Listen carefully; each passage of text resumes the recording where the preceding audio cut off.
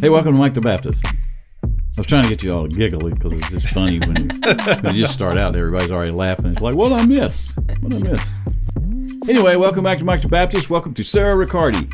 Hello, thank you. Good to have you back. You were here last week. It was big fun. Yes, it was. And I'm all about big fun. I like it. If you're a Christian and you're not having fun, you need to check something. Yep. You're doing it wrong. Yeah. Something is not right. You're too uptight. Yeah. Well, that rhymes. Buzz yourself. I don't have the buzzer on yet, but anyway. And welcome to Jason Ricciardi, What up? the husband Yep. of Sarah Ricciardi. The lesser half. Yep. But both of you have all those R's and I's and stuff in your name. I just find that entertaining. Lots of C's.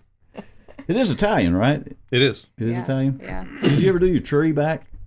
My mom has, and some other relatives have. I think my mother-in-law has done some work on our last name. Mm-hmm. As I understand, we have had great-grandparents that came over from Sicily Yes. through Staten Island. So Yeah, we talked a few weeks ago on here about our, I thought it'd be a good front porch visit, and we talked about all that except for HD. He just believes that his whole strain of people just originated right there in spontaneously Greenbrier. generated. Seriously. Yeah, it just happened. It was germinated in this area. Like, the rest of those, I guess, started in a cave in Africa or something, but Greenbrier's where the Joneses family started. Just poof. Just happened. Anyway. Oh, this is all a whole different subject. But okay, listen, anyway, I'm glad y'all are back for a second thank you. episode with Jason and Sarah, husband and wife. And I'm looking for just as much comedy relief as we had the first time. Something tells me we're No going pressure. to get No it. pressure.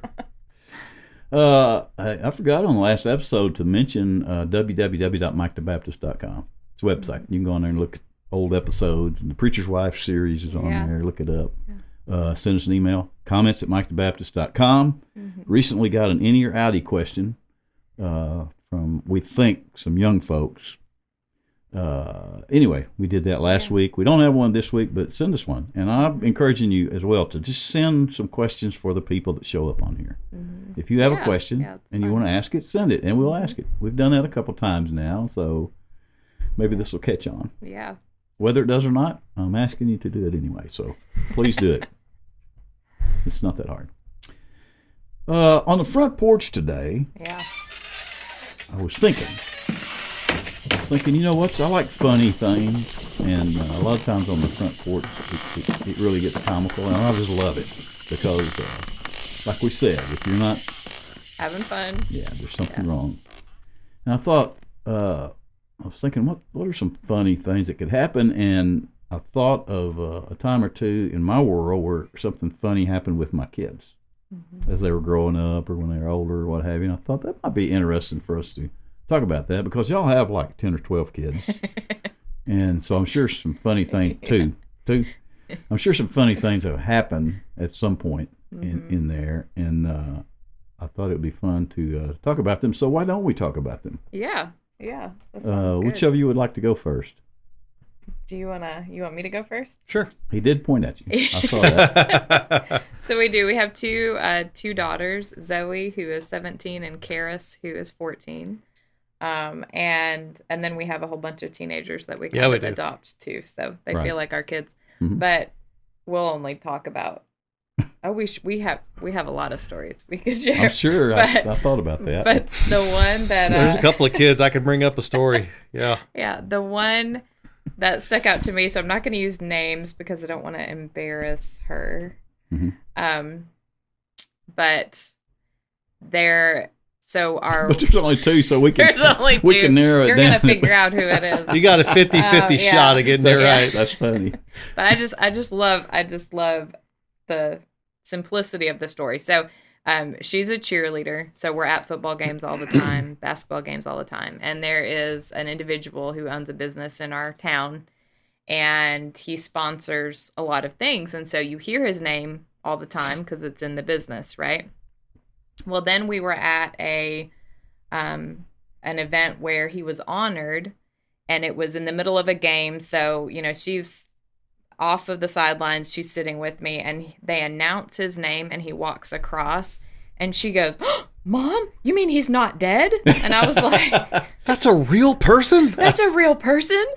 And I was like, please don't say that too loud, you know?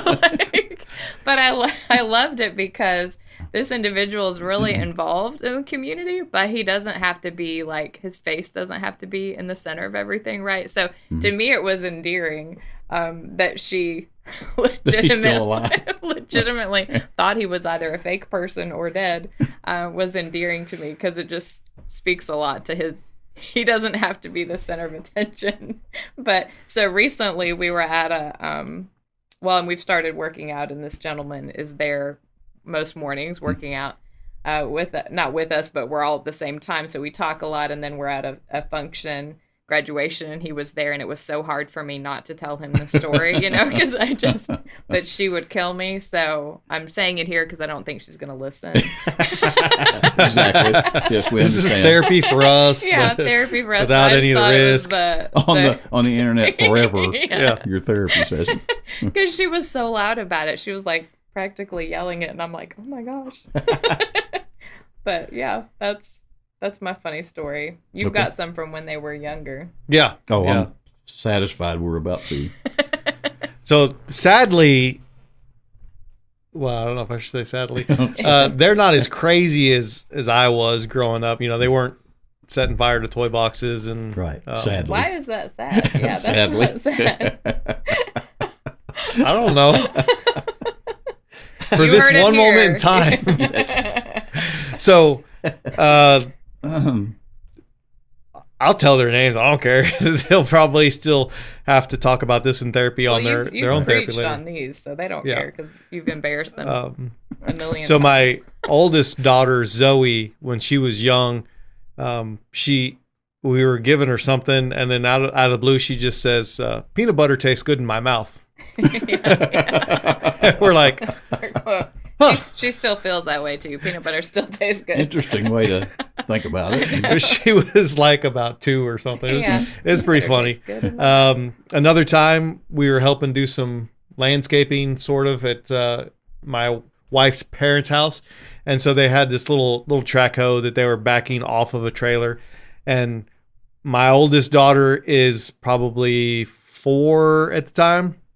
And she is, for those of you not watching this, I'll try to explain, but she is standing at the edge of the deck railing, and she is just white knuckling the top rail and really just looking intently as we're backing this track hoe off of the trailer.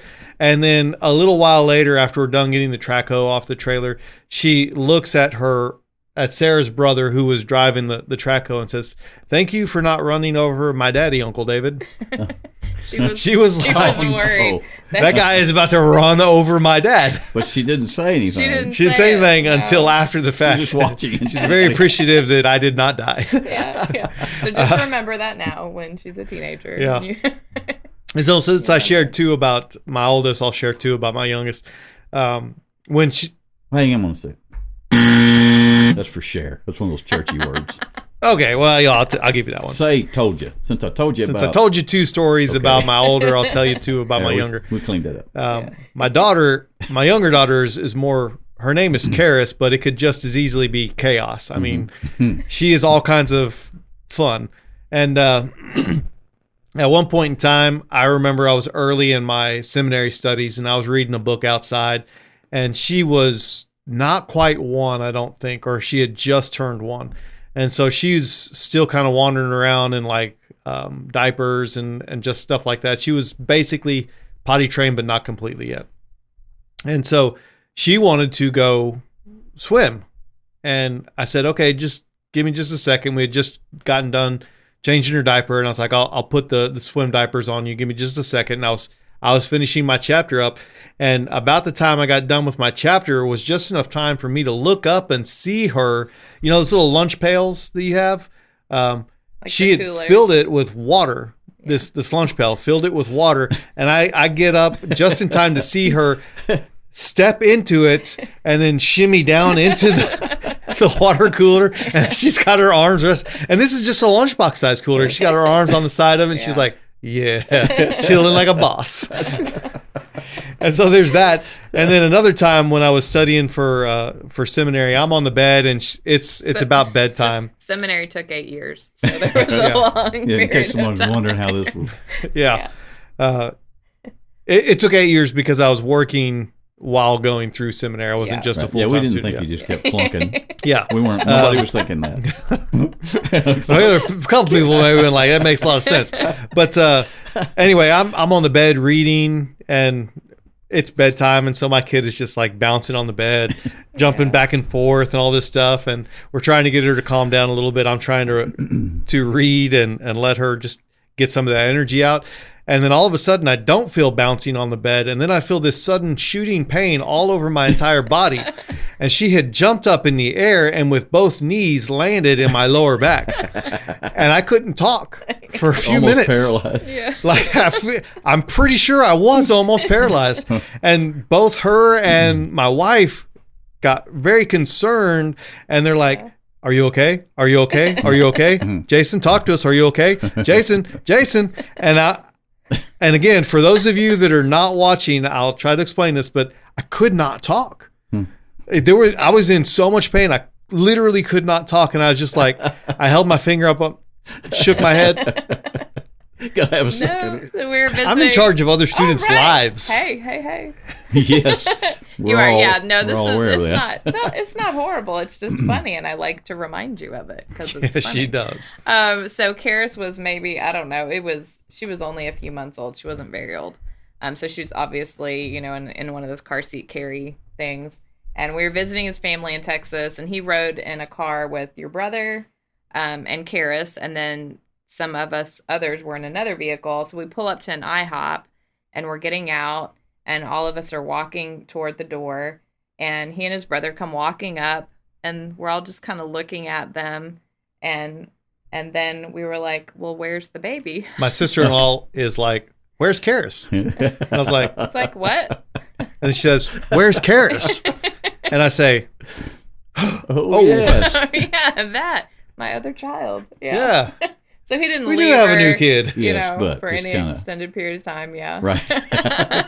For any expenditure. Yeah, Yeah. it's good times. She says that I've left her at church. She reminds me of this, which I don't remember. Not sure that happened. Not like completely left her, but like, Well, you kids' know, memories, it's- are Yeah.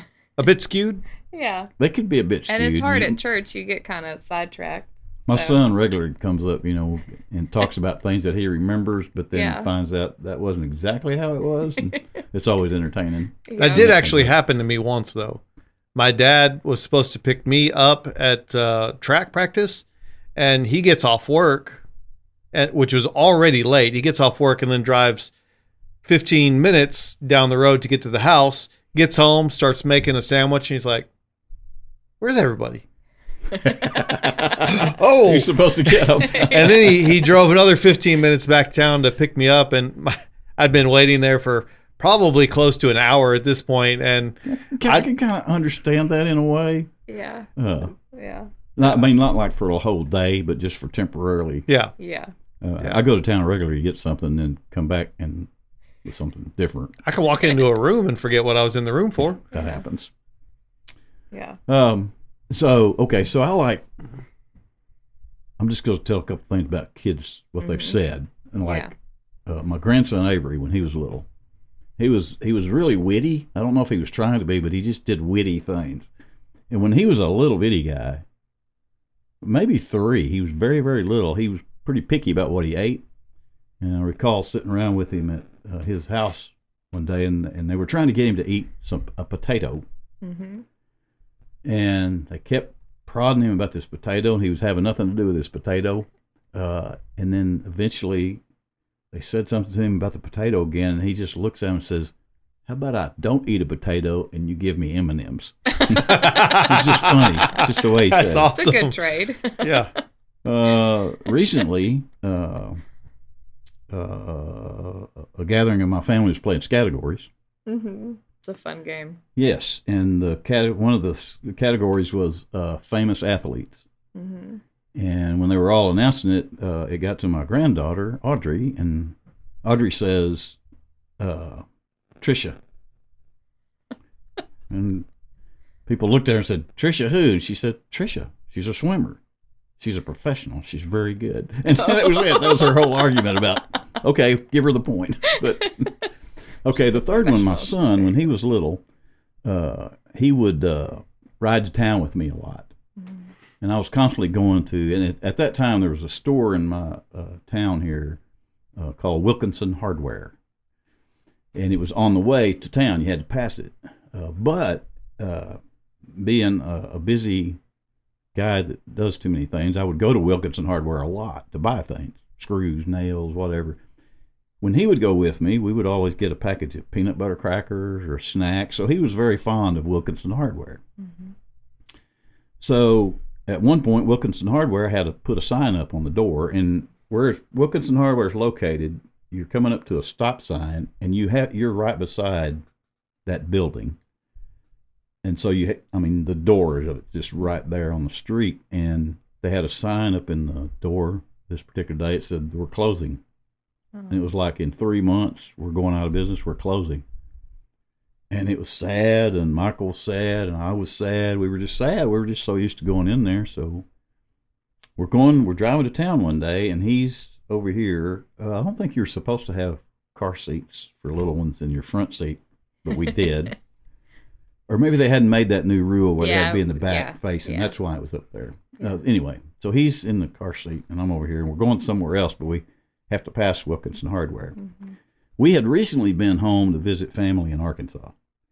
When we go home to visit family in Arkansas, there are a lot of extended people that we wind up seeing too, and there are some very colorful characters there some of them have colorful language, very colorful language, and they like to pick on kids, and so you mix colorful language, picking on kids, it doesn't always work good. So Michael and I are headed to town. We get to the stop sign and look over, and sure enough, they were closed for good. And I say, oh man, they're closed for good. And little Michael, I don't remember what he was, maybe 3 or 4, leans forward in his car seat, looks over and says, oh, blank.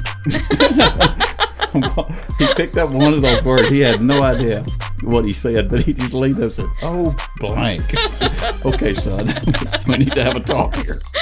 My mom likes to tell a story, essentially the same thing. As you're telling that story, I was like, yeah, that sounds a lot like my family. I learned some colorful words at a very young age as well.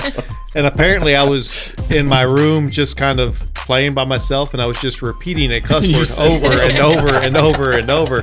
And then my mom's like, Jason, what are you saying? And I repeated it because I'm innocent. I had no idea what I was doing. And she's like, where did you hear that? And I said, I learned it from this relative. And that led to a fun discussion. Hey, man, why don't you not talk like that in front of my kids? So funny. But the relatives don't listen. No. They carry on. Yeah. Okay, that was fun. That was a nice little exercise. And thanks for participating and keeping it above the table. Hey, we're going to take a break and come back and talk about some stuff we found in the Bible. Hope you stick with it. When does a coffee mug become more than just a coffee mug? When does something as simple as a mug become a part of your life? Well, never actually. It's just a coffee mug. But it's okay to have a favorite mug without thinking too much about how important it is. However, the MTB mug does have a bit deeper meaning. When you buy an MTB coffee mug, you're helping keep Mike the Baptist coming to you on a regular basis. We don't sell our programs. We just make them and send them out, hoping you get a little joy and meaning out of the fun, and that somebody out there happens to hear or see it who really might need it that day. It's that simple. Consider visiting MikeTheBaptist.com and purchasing a mug for yourself or as a gift to someone. We promise to pay our light bills with the money and to keep cranking out Mike the Baptist programs for you. MikeTheBaptist.com. You can order the coffee mugs there, 11 or 15 ounce, and now available in left-handed. You're welcome. Somebody talk about the Bible. Such an interesting book. Sarah, tell us something interesting about the Bible that you find fascinating. Something fascinating. Yeah. There's all these little stories woven amongst, the Bible as a whole, right? And so there's we just talked about Inny and Outty, and so that's what made me think of it. All these little things, like little nuggets that you don't necessarily know are there until you find them. They're not necessarily the most often quoted scriptures, so it's kind of fun. It's like a treasure hunt when you open it up. It keeps it interesting, doesn't it? Yeah, yeah, it really does. And because I'm a woman, right, I like to really pay attention to women that are mentioned in the Bible, because that's kind of fascinating too. Isn't Jezebel your favorite woman in the Bible? No, not Jezebel. Yeah. We're men. We pay attention to the food mentioned. Yeah, the food mentioned. Yeah. The locusts and honey. You like barbecue, that? Mention some barbecue in there. Yeah. Hey, that's good in your Outty. Yeah. I think barbecue actually is in there. Is it? I think so. Not traditionally like we would. It's a Cotton Patch Gospel? I mean. Well, not like we would prepare it. I think it was accidental barbecue. Anyway, I don't know what happened there, but it is fascinating. Do you need to take the other half of your ADD pill? Yeah, it's almost about 30 minutes. So last week we did talk a little bit about all the interwoven stories and how, and you two read the Bible every year, but I hear you say you still find things in there that you didn't notice. Yeah. Fascinating. Yeah, I know. It is. Speaking of fascinating, Jason? Yeah. Let's talk about what we found in the Bible this week. So we'll look again at the book of Acts. Last week we talked about the book of Acts, but we were kind of talking about the story of Cornelius, who was an Italian military guy, and the story of another one of the disciples who just set aside his personal preferences to share the gospel with somebody that had never heard it. Well, how did there's another story about the conversion of another guy. His name is Saul, and then at other parts of scripture he's named by the word Paul, and it's just a difference of which demographic he's trying to reach. He's Saul when he's trying to reach the Israelites, and he's Paul when he's trying to reach the Greeks. It's just different name. But anyway, there's a story in there when Paul first gets confronted by God. And Paul was kind of a crazy guy. I mean, he was very devout in what he believed. He was very firm in what he believed, but what he believed was wrong. And so I think there's an important thing for us to catch there. Just because you have firm and devout beliefs in something doesn't make what you do with those beliefs right. There is a difference between being firm and devout in your beliefs and following something wrong, and firm and devout in your beliefs and following something right. Well, Paul was very firm and devout in following the wrong thing, and that led him to do some crazy stuff. He watched a man die, and he was clapping when this guy died. And that was when he was a younger boy. Like, he was not a full-grown adult man, and he's watching this, and you think to yourself, where in your head have you processed things and you've come to the point where we're watching somebody die and that's okay? Well, that was pre-Jesus. And how did he get from that guy that's clapping and applauding somebody dying to the type of person that is willing to die for others? And there was this moment in time where he's just walking along the road and he's on his way to throw some people in jail. And God catches him right then and there. And I think that particular story, when God catches him, has a lot to say about how God feels about us. Paul was doing some crazy stuff, and he was on his way to do even more crazy stuff. And God, in his grace, and that's a word that I bring up, and I say this grace, in that there's mercy and there's grace. Mercy is not getting what you deserve, like punishment that you deserve, not getting that. Grace is getting a reward that you did not deserve. God, in his grace, rewarded Paul with his presence, and it changed his life. Is it just the same crazy story for everybody? It is. Paul's was pretty dramatic. Yeah, I mean, it's a big story, but is it not the same? It is.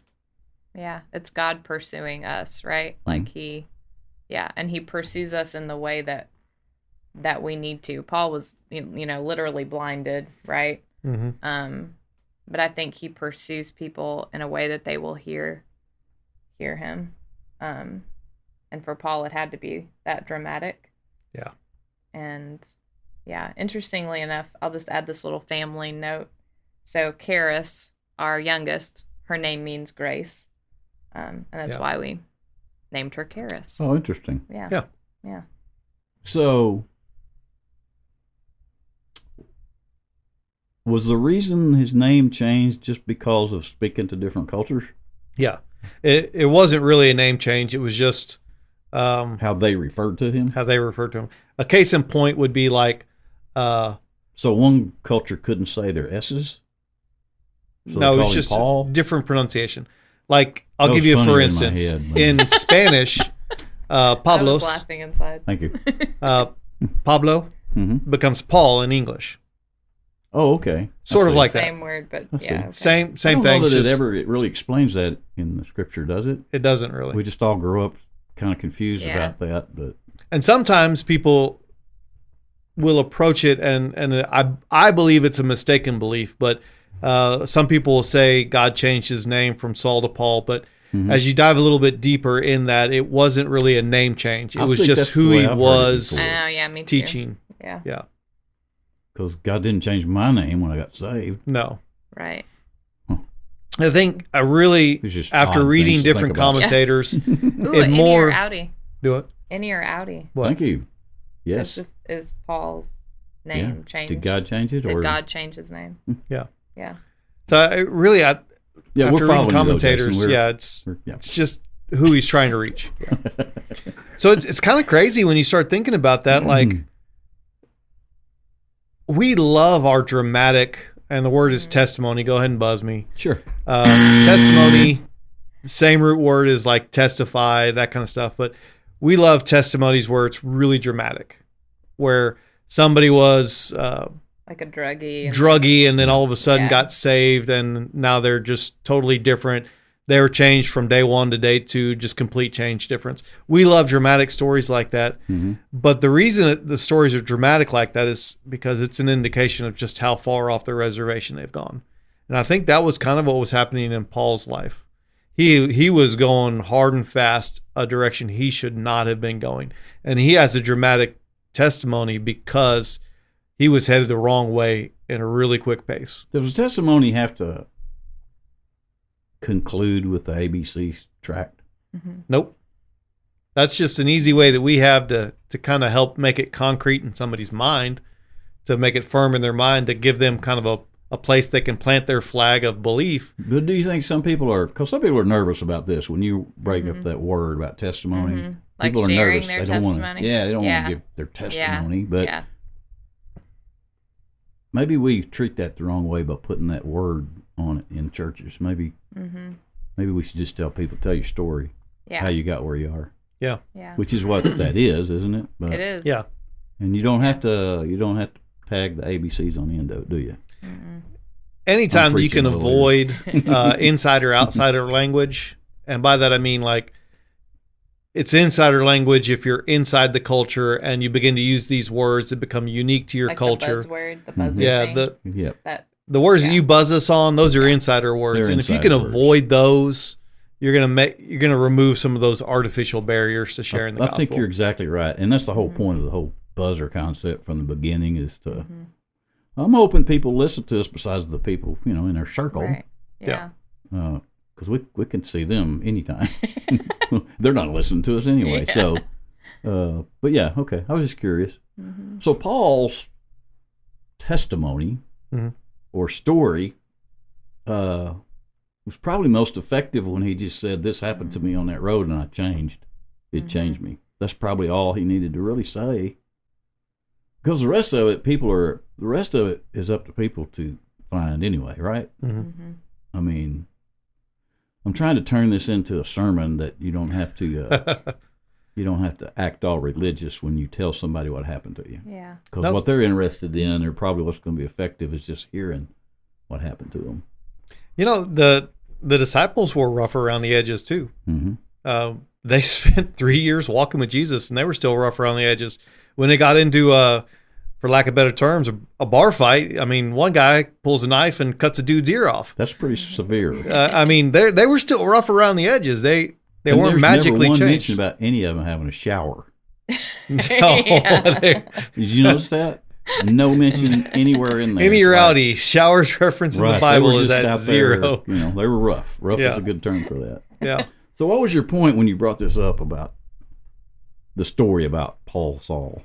I think in his life, he was so determined in his belief system, but it was wrong. Yeah. And so the reason that he had such a dramatic testimony is because he was so fervent in his beliefs, but he was heading the wrong way, and God had to really do something to get his attention and change his life. And Sarah, what you tell us what happened in Paul's life after that happened? After the What did he conversion. go on to do? Yeah, I mean, he went on. So when you're reading the Bible, and you can help me with the fractions or whatever, but he wrote how much of the New Testament? 2/3 of the New Testament books. So totally influential, right? And a lot of the books that we go to that we love, we grab all the verses from, like especially it's grad season right now, so we're throwing a lot of these verses around, come from books that he wrote, like Philippians, for example, because I love that book. Mm-hmm. And so that's, he was pivotal in the Christian faith, right? I feel like I should be buzzed for that word. No, No? that one got Okay. by, and it's too late now. Okay. Okay. But you will slip up again. I will, yeah.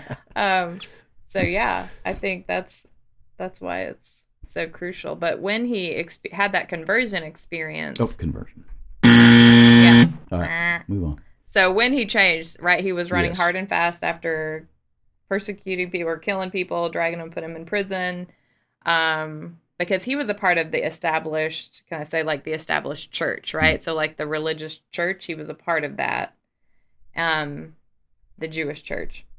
And so when he was running hard and fast, passionate, zealous, all those things, the wrong direction, and God intersected him and blinded him. I mean, that's what happened. He was blinded. Then God brought him to a guy named, and you're going to have to pronounce it, Ananias. Is that right? Ananias. And so he didn't go straight from like this experience to all of a sudden I'm sharing, my story everywhere. I mean, there was a period of time where God prepared him for that. And I think the awesome thing about the story of Ananias is that, Ananias was a Christ follower, right? That's what he would have called himself. He was a high priest, right? But he was a Christ follower, or not a high priest. Maybe I messed that up. Not a high priest. That's a different dude. Just Yeah, kidding. different Ananias. But God comes to him and says, "Hey, Saul is gonna come looking for you, and you're supposed to guide him and take care of him, minister to him." And Ananias is like, "Whoa, that's the dude that's been killing everybody. I don't want to do that, right?" And God says, "No, he's changed." So God was preparing Ananias again for Paul to even come into his space. And then he does, and he greets him with this phrase that I love. It's why I'm like going all this way to this part, is he greets him as my brother. I think I'm right on that. You can correct me if I'm wrong. Ananias greets Paul that way. And like when you think about it, I mean, here Paul was, like Jason said, he had been applauding people being stoned to death for believing in Jesus, right? And he was separating families and killing people that believed in Jesus. That's who he was. And then here Ananias is, who's a part of that group, right? And probably had people that had been killed or were directly impacted by this guy, Paul. And here he is greeting him, my brother. I mean, that to me, just like talk about the love of God, right? Intersecting not only Paul's life, but then Ananias's too, in a powerful way. And causing that'd be hard to do. Causing you to have to face up with how you look at other people. It's hard to look at everybody as God's child, especially if you know their history sometimes. a lot of the history. It's difficult to look without being judgmental, but I think that's kind of what he asked you to do. Yes. And in that passage, one of the things it's a great point you're bringing out, and one of the things that I'd like to emphasize in there is that the reason Ananias was willing to call him my brother, because there's a part of the story before he calls him my brother, he's like, "Oh, ain't no way I'm going to spend any time with this dude. The reason that he was willing to call him my brother was because of the work of the Lord in his life. Mm-hmm. Like, God intersected Ananias's life, and he said, you're going to do this, and it's for your good. And that was the changing thing. It wasn't that just Ananias was a good person and just nice, and it's not like he's a grandpa winking at grandchildren's sins. He's like very real understanding of what Paul had done. The only reason that Ananias was willing to accept him is because of the fact that God said, that's my boy. Yeah. Yeah. And I think Casey, who wrote questions for this week that we're looking at, one of the questions he asked, I think, was like, why did God use Ananias? And I had never thought about that before. But when I was thinking about it, it's when I thought, it could have very well been for Ananias's own healing too. Like, sometimes I think God puts us in proximity to people or confronts us with circumstances or conversations that maybe we think are uncomfortable or we don't prefer them, but in process, sometimes we can be healed of things that maybe we don't even really understand that we need healing from. But that's his grace too, because he didn't have to do that, right? I mean, God could have taken Paul directly and didn't have to have Ananias involved. He didn't have to. He could take us all out. Yeah. Yeah. I mean, immediately. And Yeah. He wouldn't even have to snap his fingers. just no. the It'd be minute over. you are saved, as they say, he could just zap, Yep. you're gone, and it's over with. So there's a reason, Yes. obviously, Yeah. that we're still around. Mm-hmm. I mean, not to beleaguer, there's no word, not to beleaguer a point, but I always like to think of the word aware. Mm-hmm. So like, these things we're talking about, Ananias and different people, and you're talking about how God maybe puts you in different situations. I view that just a little different. Mm-hmm. I view it as life just keeps happening, but you're all of a sudden aware of things that you weren't before. So, I hear people talk in church circles about God showing me this and showing me that, and then you see things happen over there, and it's like this miraculous thing that happened. But I view that a little different. I take a little of the magic out of it. Mm-hmm. And I view it as though this life is happening around me all the time. It never stopped. But all of a sudden, I think like Paul saw, all of a sudden he had a different awareness of what was going on around him. And maybe he saw everything different and caused him to react different. I just have a kind of strange...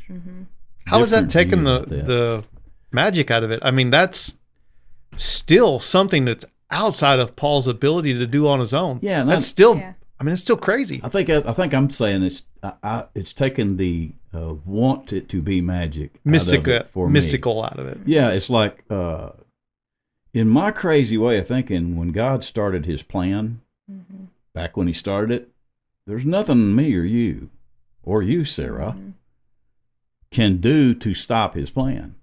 Right. We can get in there and mix things up and screw up our own stuff a little bit, but we're not going to stop his plan. So to me, it's all going on anyway. But maybe I didn't notice it before I was saved the way I notice it now. Yeah. Yeah. So I have this. Is this the right place? Sure. Okay. I've always I don't know wanted what you're going to say, but sure. I've always wanted to build a predestination machine and do it at the stage of my church and yours, and just travel around the country. It would be this giant clothesline. It's like a series of 20 clotheslines side by side, and hanging from each clothesline were ping pong balls, an inch apart. So it's just this mass ping pong balls, but it travels in a big oval on the stage. So you'd have to have 2 ceiling fans on each end that turn like a conveyor belt. So all these ping pong balls are just traveling. So this is God's plan in my great contraption. And so you have a guy like me or one of you all walk up to this contraption while these ping pong balls are moving, and you put on a helmet, a motorcycle helmet. And when you're saved, you're outside of this contraption and you're just watching it go. While you're watching God's plan. When he saves you, you're brought inside in the inner circle. So you're protected by his plan, and you're watching it in all amazement.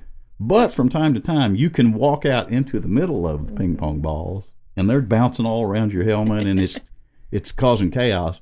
But the plan doesn't stop; it keeps going. So you can step inside and watch it and be a part of it, or you can be outside of it, and it's just moving. Does that make sense? I want to build this someday. So, it's interesting that you say that. That was free. Appreciate that. Because when you look at Paul's life and you see where he ended, I think a lot of times we get the mistaken belief that when we start trusting God, that it's going to be all sunshine and butterflies.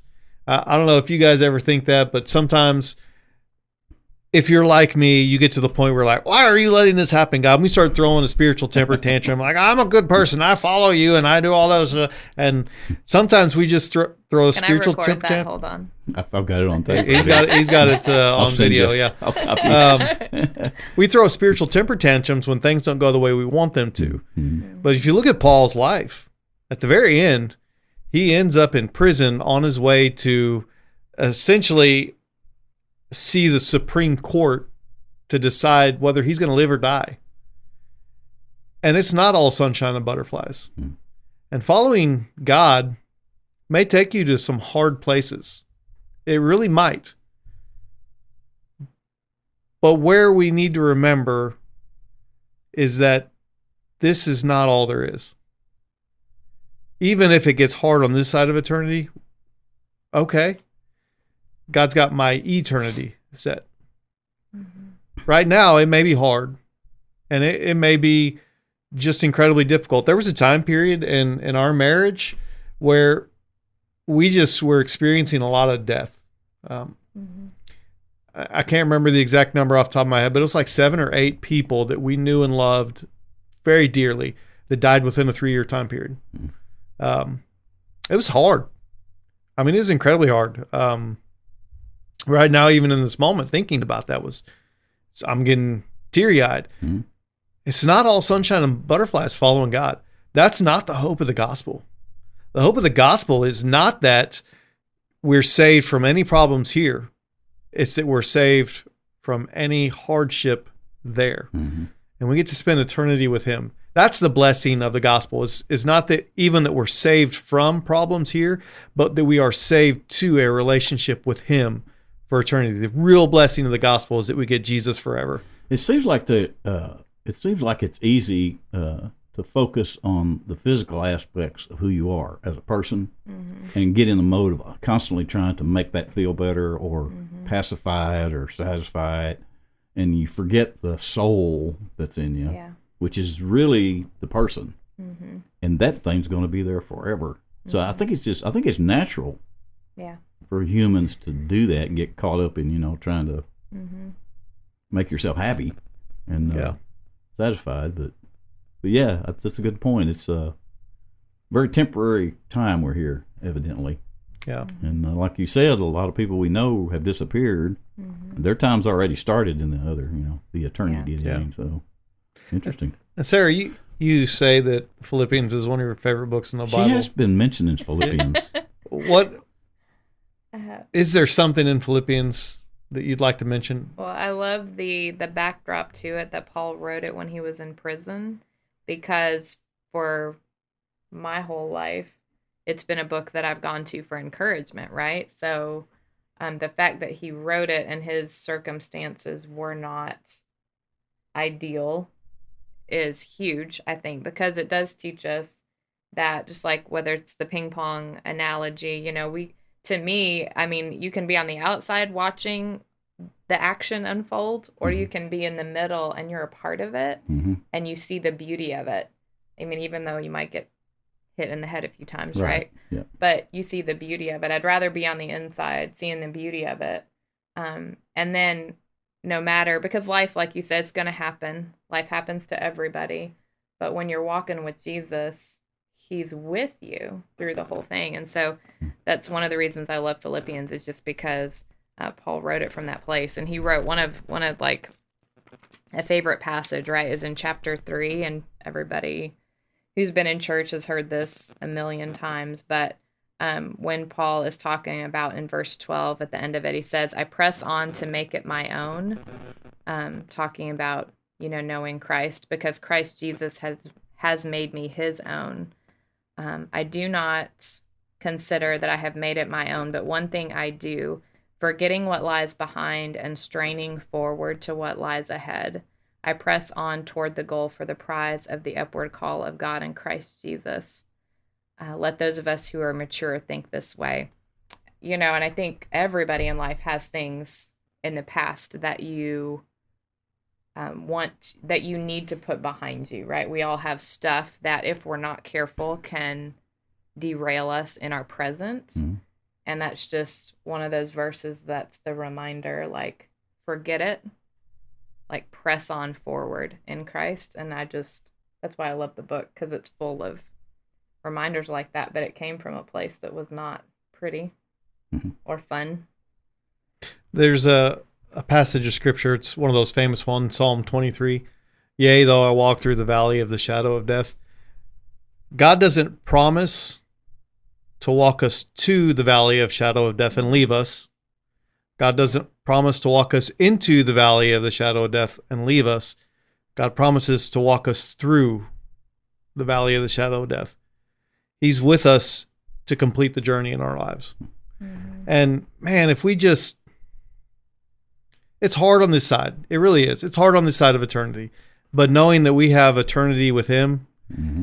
it can just give you the strength that you need to, as Philippians says, to press on, to realize that you're in the midst of the valley, but there is something better coming, and you're not walking through alone. There's going to be somebody that's leading you, guiding you. There's the passage of scripture in the Old Testament when the Israelites were leaving slavery and their slave captors were chasing them.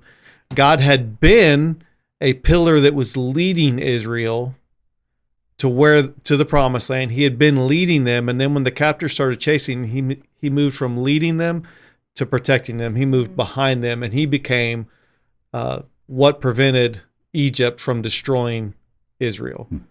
So if you let him, God is the God that will lead you through stuff, but he's also got your backside. He's got your six, and you just have to trust him and know that he's in control. And life's not all sunshine and butterflies. Following God is not easy, but he's in control. That's on the inside of this circle of ping pong balls I'm talking about too. You're protected. Yeah. You can just enjoy being involved, and if you're inside it, you are a part of it. Sort of like an umbrella in the rain, If you stay under the umbrella, you're going to stay mostly dry. You'll get some of the effects of the rain going on around you. Your shoes are going to be wet. But if you stay under the umbrella, you'll be good. You decide to step outside of that umbrella, and you're going to get soaked. Sarah, do you have an analogy? We have all these analogies flying around. They're all so good. Well, one thing that it's not an analogy, but one thing I like to remind our daughters of, and then as I work with teen girls too, I like to say it, is from that passage in Exodus, but it's that God does go before you to like prepare the way. And we saw that again, like with Ananias and Paul. And then last week when we talked about Peter and the Italian dude too, we saw God go before both of them. So he goes before you, but he also is within you to give you like the words to say. And we see that through when we talked about the Holy Spirit, right? But then how he is your rear guard, like Jason mentioned out of Exodus. And that to me is just, it's one of these things when I say, he goes before you, he's within you, he's your rear guard. It's just that reminder that, how much more with could you be than those three things, right? So whatever we go through, and sometimes the things that we go through seem huge, right? For our graduates recently, all of that seems really big, like making the next step seems huge. But then sometimes in my life, the things that feel big aren't necessarily big, right? Sometimes it's like waking up, right? And sometimes he calms the storm. Sometimes he calms the child in the storm. Yeah, sometimes it's just getting out of bed and having the strength to do that. So no matter what the it is, he goes before you. Good thing is, if you could ever get to here to figure this out, tomorrow is going to be different. Yes. Tomorrow is always different than today. My dad used to always say, well, he probably still does, but tomorrow is another day. It's right? a whole nother day. That's what you There's would always say. another prophet in the Old Testament, and when God sent him into the wilderness, he was going through a hard time. God was bringing him through the valley, right? Do you know what God's solution was? He was, woe is me, life is terrible. Do you know what God's solution was for him? Take a nap. Hey, man, take a nap and take a snack. Yeah. And he did that multiple times, and Not a the bad situation did not change, But his outlook. but his outlook did. Yeah. That's why you know when I need a nap and a snack, don't you? I do. Oh, I'm not getting in the middle of that. one. The question usually is prefaced with, "You okay? Yeah. Oh, yeah, I'm okay? Let's get you Something some I can do food. for you?" not. That one to can eat. go off the rails pretty quick, so I'm not getting in the middle of that one. Okay, let's wrap it up. Yeah. What would you tell the person that might have stumbled on us right now who is looking for an answer? Man, God is bigger than any problem that you have. Church people say that. What does that mean? Church people say that all the time. He can handle your He questions. can handle your questions I think. of him. Yeah. He can handle your doubts about life. He is everywhere, meaning when you encountered your problem, God was already there. When you've got people attacking you on the backside, he's there. And he's got all the resources that you need to succeed. To be at peace, maybe? Yeah. And there's a word in the Bible, the word is shalom, and it's the word that we translate peace. But peace is more than just the absence of war. Mm-hmm. It's just a general sense of well-being in life. He can do more than just remove the fog of war in your life. Mm-hmm. He can actually give you a sense of well-being. And if you're struggling through the fog of anxiety, through the fog of disruption, job loss, just you don't know where life is going, he can clear the fog for you. Mm-hmm. And he can give you more than just an absence of war in your life. He can actually give you Peace. a sense of well-being. People want peace. And that's the only place I've ever found where you can actually get it that lasts. And he's Shalom. worth trying out. What does shalom mean? It's more than just Hi, an how absence are of you? war. It's Oh, peace. no. Peace, okay. But it's more than just the Oh. absence of war. It's actually literally you are okay on every level. I know one other Jewish word. L'chaim. I learned how to say it. I don't remember what it means. But it's l'chaim. Yeah. I think to speak good Jewish, you have to do that. There is a lot of Yeah. hack and loogies. Yeah. Um, L'chaim. Yeah. What does it mean? You I know? should know that before. I go La around saying means the. I don't that. No, remember that's what- Spanish, No, it's similar in isn't it? what it is. Yeah, but it also just happens to be similar in. Okay. Give it a shot, as we say. Yeah. And there's some peace waiting for you there. I can testify to that, as they say. Let's take a break. Come back, play Inny or Outty. Deal? Deal. Yes. Hey everybody, it's time to play America's almost favoriteest new game show, Inny or Outty, where we challenge our guests to figure out if a phrase we give them is actually in the Bible or out of the Bible. Sharpen your wits, guest. You're about to be in the hot seat of Bible stuff, because you're the next contestant on Inny or Outty. Here's Mike. Today on Inny or Outty, we're going to do exactly the same thing we always do on Inny or Outty, which is, and as you know, Sarah, we stopped explaining how Inny or Outty works, because if you don't know, Then after too this bad. much time, Yeah. It's like a belly button. It's either in or out. it's either in the Bible or out of the Bible, which Yeah. is why we call it that. So, I mean, it's just somebody asks a question, and then you have to guess. And Yeah. is that an Inny or an Outy? Is it in Yeah. the Bible? But we're way beyond needing to explain that at this point. You would think. Correct? Yes. Yeah. Yes. Jason, you're in the power seat Oh, I got first. it. Sarah is on the power seat second. I got a good one. Let's go. Oh. Let's go. So I'm a sports nut, right? Right. And so I was looking at something, and it dawned on me the other day. Mhm. since we're in SEC country, I'll go ahead and give the SEC mascots, Hornets right? are about to be stirred. Yeah. You've got the SEC mascots. You got UGA, you got Gators, you got Wildcats, Tigers, Gamecocks, Smokey the dog, Right. Vanderbilt Commodores. Who is that? Huh? Gamecocks. Which one is that? South Carolina. You got an elephant, which is a Crimson Tide. I'm not sure how an elephant is a Crimson Tide. Maybe we have friends that could explain that to us. Yeah, we got a lot of friends. Razorbacks, Tigers, Tiger. There's a lot of Tigers. Rebels, Bulldogs. Not many Aggies. Yeah. So we got to market on that one. I'm going to bring this up. Cornered the market on that one. 3 of these are Inny. One is Outty. Pick the Outty. That are in the Bible? Yeah. 3 of these mascots. 3 of these mascots I'm going to mention are in the Bible. And one is not. One is we're not. Looking for the Outty. Looking for the Outty. Okay. All right, we got this. Longhorns, Rebels, Volunteers. I'm going to give you 5. Okay. Longhorns, Rebels, Volunteers, Sooners, and Wildcats. Sooners. Longhorns, Rebels, Volunteer, Sooner, or Wildcats. 4 of those are Inny. One of them is an Outty. One of them's an Outty. Which one's the Outty? Okay, Sarah. So, I have a little bit of a gut reaction. Okay. Is it Your indigestion? gut. Yeah. The last time it was.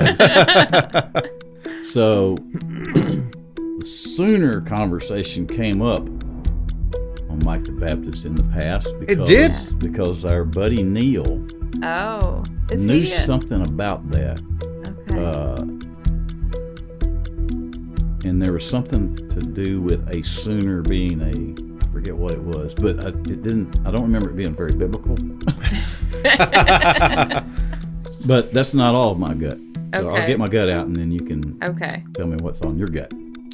The other thing that was on my gut is when he said Longhorn. Yeah. I was trying to picture a Texas Longhorn. The eyes of Over Texas there. are upon you. Roaming around Israel. You know what I'm saying? I think, yeah. There were cattle. Don't look at me for the answer. I'm asking the question. I'm not going to give you the answer.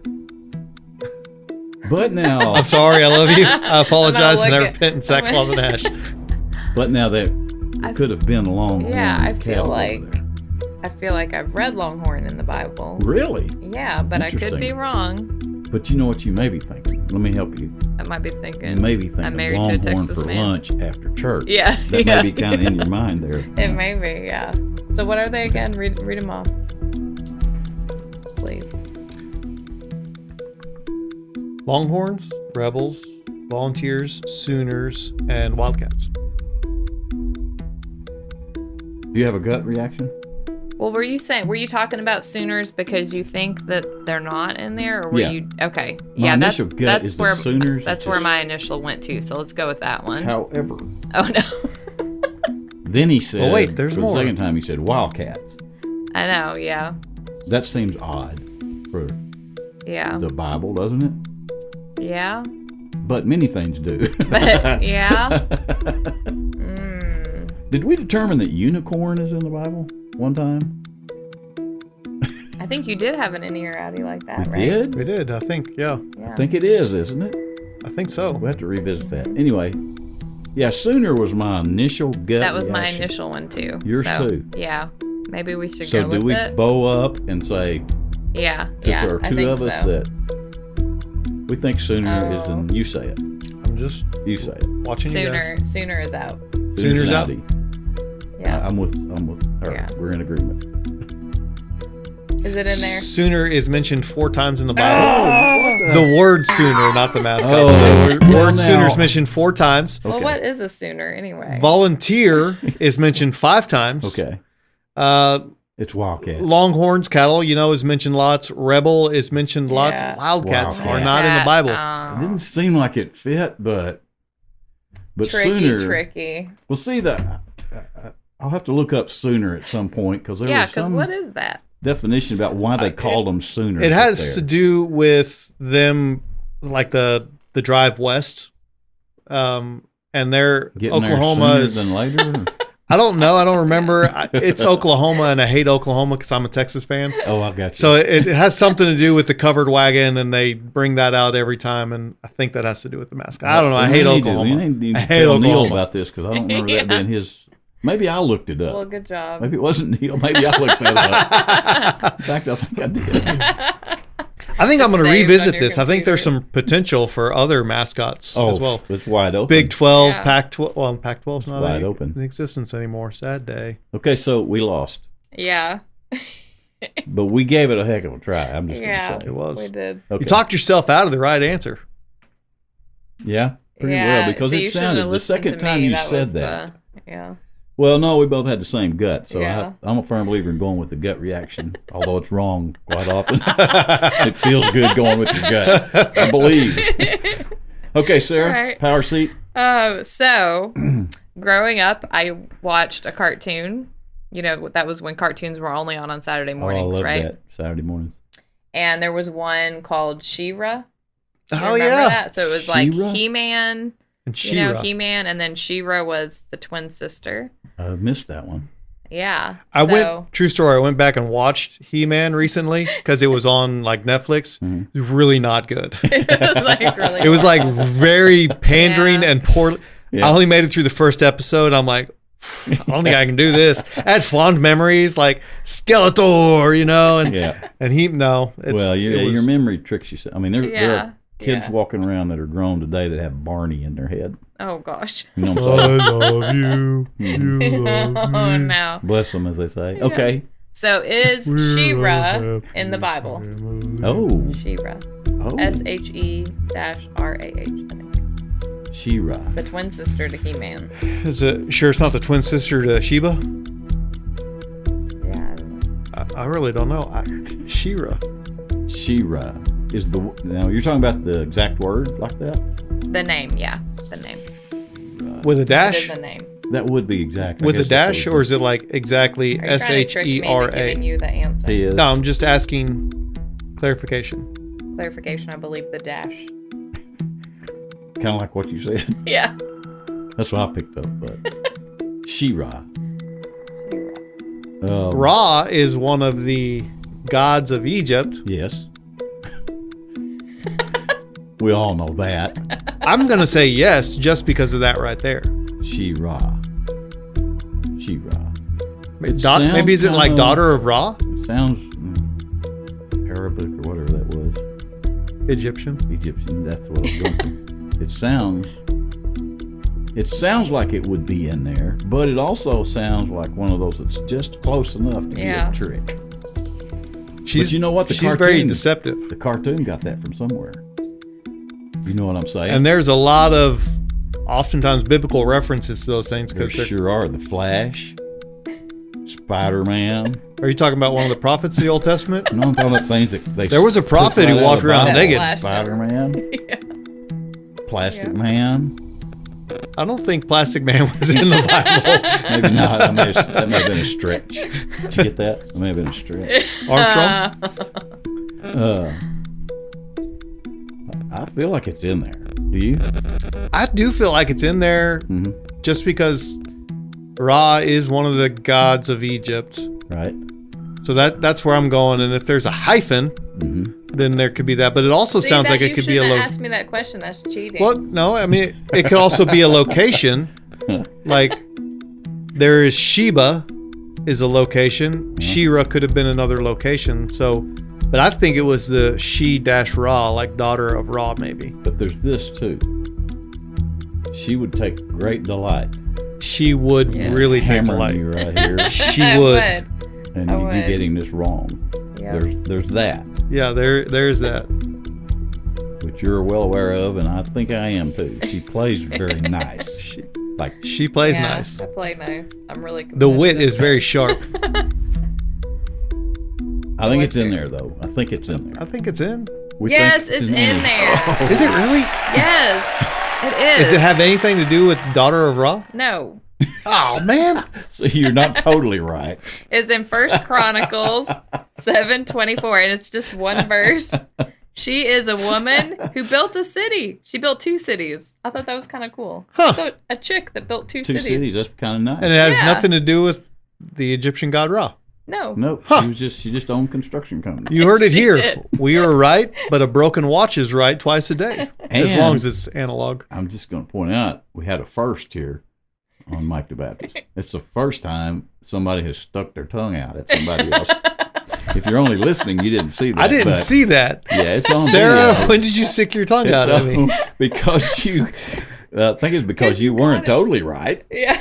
She does that a lot. So there. That was great. Okay, so 1 win, 1 loss. Is that Yeah. right? Yeah. Okay, Yeah. that's about right. That's about par for the course on Inny or Outty. Okay, big fun. Yeah. Yeah. Thank you. It was fun. We'll take a job. break. Come back and tell you goodbye. Don't come back because sometimes goodbye is interesting too. So. Oh, wow. What a great contestant and a fine sport today on Inny or Outty, America's almost favorite new game show. Study up, future guest people. You're next in the hot seat for Inny or Outty. Hey, we're back, and you know, these episodes with a husband and wife are fun.